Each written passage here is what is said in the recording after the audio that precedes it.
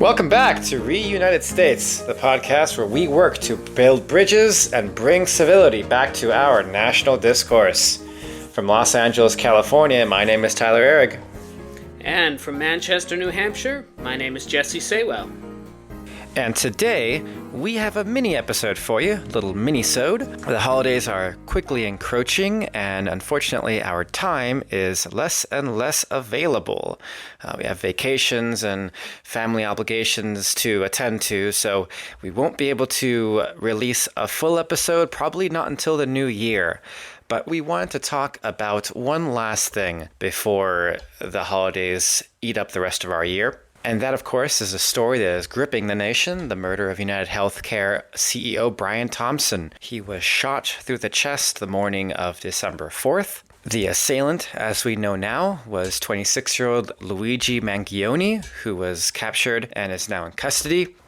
He was found with sufficient evidence on him, including a fingerprint match to the crime scene and an unregistered gun that was allegedly used for the murder. Now, this murder has caused quite a conversation in the American discourse, and I think a lot of it is concerning, maybe, for some people, but definitely interesting. A lot of people are, of course, shocked by the execution-style murder of this man, but a lot of people do not share that same sentiment. A lot of people have surprisingly shown praise for this man. A lot of voices are calling him a hero, praising the act, saying it was deserved. There are people now saying this is the start of a revolution. We hear talk about how other CEOs should be concerned moving forward over their company's actions. A lot of similar thoughts seem to be the prevailing feeling, at least in the social media ecosystem and the circles that we've seen online. And we'll get into our feelings in a second, but it is honestly very disturbing. It's very disturbing when we start to see a prevailing justification for murder. But Jesse, why don't you start us off here? I know you have quite a bit to say about the discussion around Mr. Thompson's murder.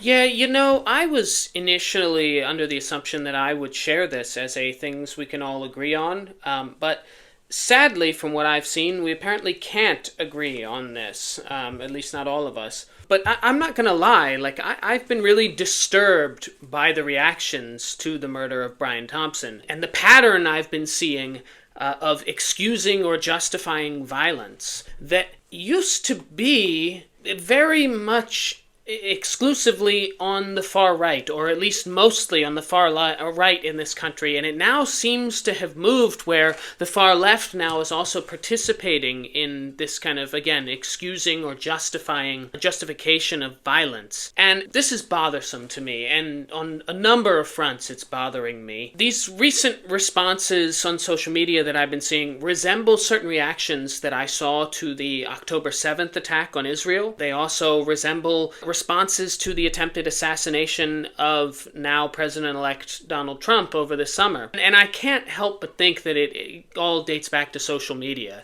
Social media has become this grotesque arena, a coliseum where instead of lions, we unleash hashtags and memes to cheer for violence. And it's not just the fringe anymore. It's us.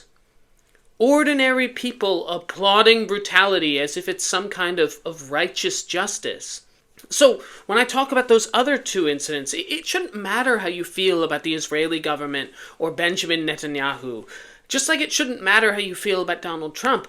Violence and murder should not be something we wish upon people we disagree with. And when it is, because we are all humans, we certainly should have the decency not to share those feelings publicly. I mean, human beings have always had a proclivity towards wanting the ultimate justice towards those they see as deserving it. I think we're all guilty of that at some point in time. But we used to all agree that voicing these feelings was wrong.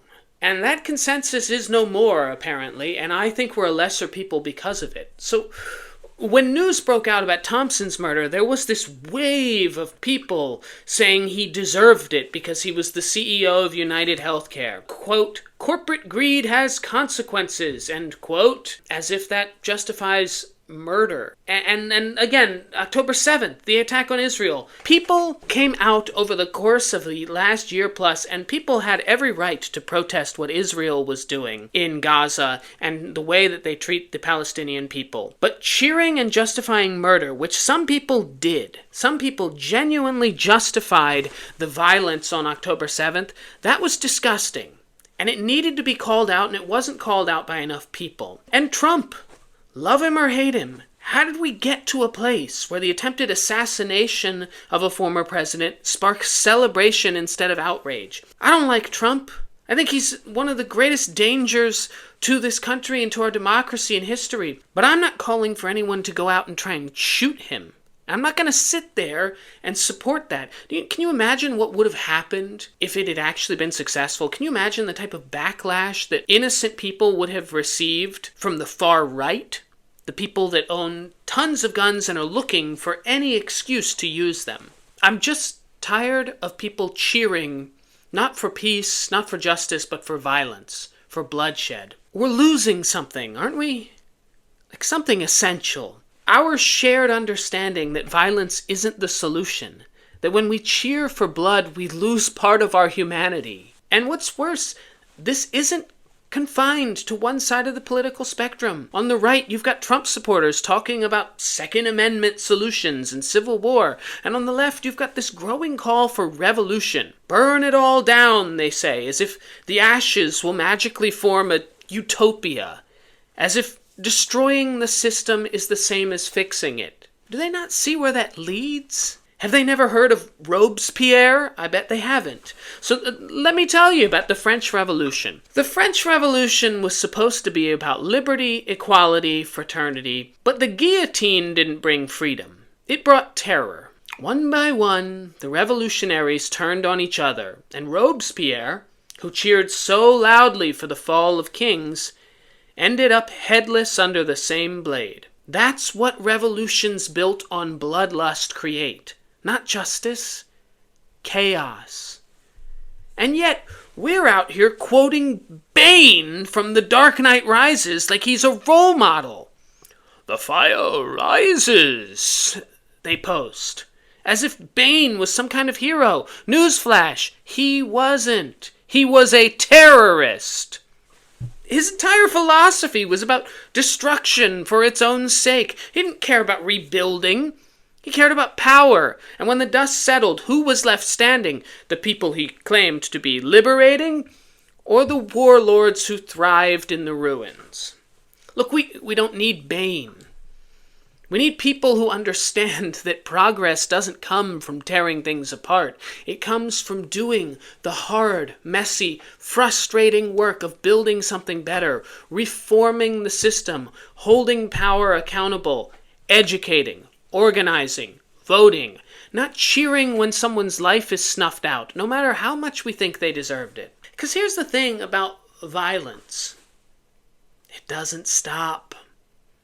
Once you let it in, it doesn't care who's right or who's wrong. It doesn't care about justice or equality. Violence doesn't have morals. It has momentum. And it feeds on people like us, people who are so angry, so tired, so desperate for change that we forget the cost. I get it. I really do. There's so much to be angry about. So many systems that feel broken beyond repair. So many people who seem untouchable, unaccountable. It's tempting to think violence is the answer because violence is simple. But the consequences? They're anything but. We can't build a better world on blood. We can't cheer for murder and call it justice. And we can't forget that revolutions fueled by hate don't end in freedom, they end in fear. So the next time we see a headline, the next time the mob starts chanting for destruction, let's pause, okay? Let's think. Not about who we hate, but about what kind of world we want to live in. And let's remember, the fire doesn't just rise, it consumes. Powerful words, Jesse. And I mean, I agree with you completely. I get that everyone here is angry. And I recognize the justifications people are trying to appropriate to this murder. I get it. Yeah, UHC has denied more claims than any healthcare corporation in U.S. history. I get that. Brian Thompson probably has more blood on his hands than anyone you can possibly ever imagine. I get that. Yeah, there's probably some truth to that. And as disgusting as that might be, as disgusting of a corporation as UHC might be, and how much sin Brian Thompson may have accumulated as being the head of such an organization, it doesn't mean that murder is the answer. Murder can never be the answer. Because once murder is the answer, you have to think, what else is it the answer for? And that's the slippery slope that we get to, right? If it's an answer to one thing, then can it be an answer to this and to that and to anything else? If someone slights you, is murder suddenly the answer to that too? It's a slippery slope we cannot afford to go down. Because once you justify murder, the most capital and cardinal of all sins, in every religion known to man, in every moral system known to man, if we start justifying that, then there's no hope. Because at that point, if that's excusable, then anything can be excusable. And once anything's excusable, we're no longer living in a society. We're living in chaos. We have to draw a line somewhere. And I pray that we can at least draw a line around murder being bad in all cases. I see a lot of people in this justification nonsense. I see a lot of people going in and making jokes about how attractive this Luigi guy is and all these things, like trying to justify or trying to idolize this person for what he's done. What are you trying to accomplish by doing this? Is it a coping mechanism? You got to help me understand this somehow, because it doesn't make sense to me. It doesn't make sense. Why are you trying to romanticize a murderer? Why would you? Why would anyone want to do that? It's the same thing as when the Jeffrey Dahmer series came out on Netflix. And like the whole reception to that was, wow, Jeffrey Dahmer is like a hot dude. Well, first off, that was an actor. Secondly, he was a serial sex offender and murderer. There is nothing attractive about that, and nor will there ever be. We have to move away from trying to justify every last little thing that exists in this world as if everything is morally gray. Maybe there are some things that aren't morally gray. Maybe it's just that murder is bad. Can't we just agree to that? Murder is bad. Doesn't seem that hard to me. The thing that really, it trips me up is, some of the people I see who are, actively cheering on the murder of this guy, Brian Thompson, who I don't know anything about him. Don't know anything about him at all. And, again, company seems to suck. The corporation seems to suck. I'm all on board with that. I don't know anything about him. But I see people cheering for his murder.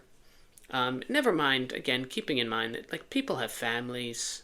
I don't know if he had kids. I suspect he did. Just think about how many people in your life probably do things that someone else really despises or has done something bad for someone else. We live in a society in which it is very difficult to not crush other people in some way, either intentionally or unintentionally in this society. But the thing that bothers me is so many of the people who are cheering this are also people who are, vehemently anti-death penalty, like myself. So you're anti-death penalty, but somehow you think it's okay that this guy got murdered in the streets? Execution style got murdered in the streets? Explain that to me. Explain that to me, other than the people that you think are being executed are more, maybe, as you view, on your side. They're the oppressed people, versus this guy who's not the oppressed person, and as such he deserves to die and my person doesn't. I'm anti-death penalty. Proud of it, very anti-death penalty, and I'm also anti-murder. Not going to be ashamed of that. And so, no, I don't want anyone murdered. I don't care how much I dislike you, I'm never going to justify that, because as you said, where is the line between, when it's okay and when it's not? Never. The line should be never okay. It's like that joke that we would say in like high school when people would be like, "Hey, would you travel back in time and murder Hitler as a baby?" It's like that. It's the murdering baby Hitler question. It's funny when you're in high school and you're like, "Oh, of course I would murder baby Hitler because then I'd prevent the Holocaust, right?" Oh, well, now you're a baby murderer. And who knows, that whole question is like, well, you're murdering an innocent baby. But it's the same thing, right? It's that same justification that kind of feeds into that.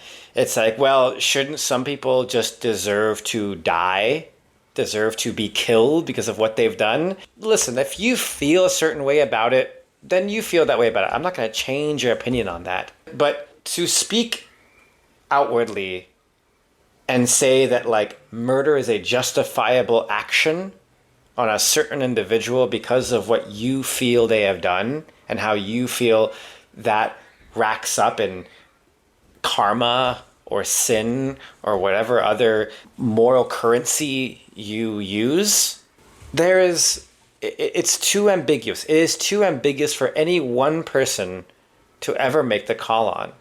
And people making jokes about how other CEOs are now scared, how they have to tread lightly and all these things. Not helpful. Very not helpful to tell them that they should be watching their step. We do not want people scared for their life, no matter who they are. That's not right.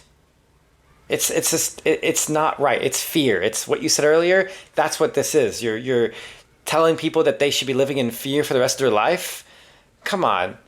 There is ways to bring about change. That is not the way to bring about change. That will never bring about change. And I want to cap my thoughts on this with a J.R.R. Tolkien quote, one of my favorites of his. And this is a quote from Gandalf from the first book of Lord of the Rings. Of course it is. Of course it is. And I quote, "Many that live deserve death, and some that die deserve life. Can you give it to them? Then do not be too eager to deal out death in judgment. For even the very wise cannot see all ends." End quote. Think about that next time you want to post a funny meme about how a murder might be justified because it's some rich ass hat in a fancy suit.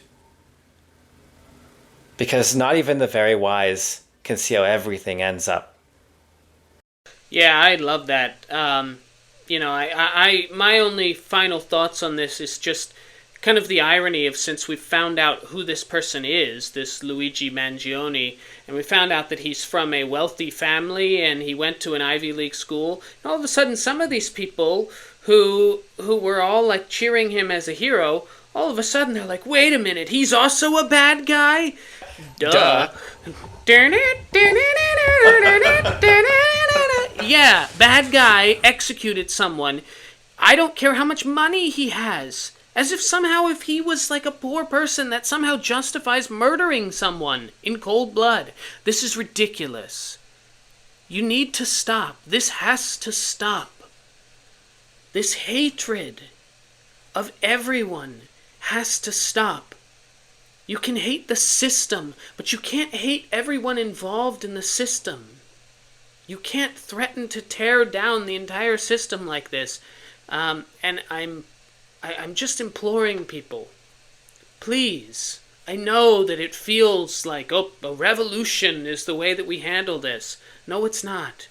It will make things so much worse if you try to, or if you continue to endorse actions and acts of violence in our public sphere. The backlash will be horrible, and it will come for you. The fire doesn't just rise, it consumes.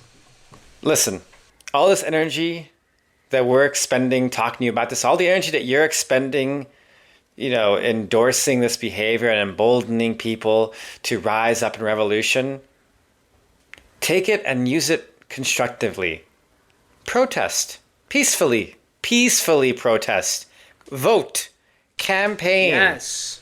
Support the institutions that were designed to hear your voice and use it in a legal, safe, and fair way. There are ways to attack these billion-dollar industries that further aim to push you down. And they will try, but there are ways to fight them. There are ways that don't involve violence and the endorsement of violence. I implore you, use those ways. Do it the right way. We will be in a better place than we ever could be than if we continue to go about this route of convincing people that this is somehow the only way. With that, this has been a United States mini-sode from Los Angeles, California. My name is Tyler Ehrig. And from Manchester, New Hampshire, my name is Jesse Saywell. And thank you so much for listening this year. We'll be back in the new year. So in the meantime, follow us on Instagram at Reunited States Pod. Continue to engage with us. Of course, send us ideas. We'll be back with plenty more to discuss in the new year. Thank you all so much for listening, for supporting us. We really greatly appreciate it. And channel that energy that you have. Go out there and spread some love this holiday season. Show people that you love them. Go out of your way to be kind to people this holiday season. There's enough negativity, there's enough hatred and anger in the world and in this country right now, and you can be an agent of change just by trying to bridge a gap rather than burning it down. And that's what we are here to encourage you to do at Reunited States. So thank you all so much for such a great year. Looking forward to sharing more with you in the new year. See you guys in 2025. See ya. When the whole world has got you down and there's no one else around,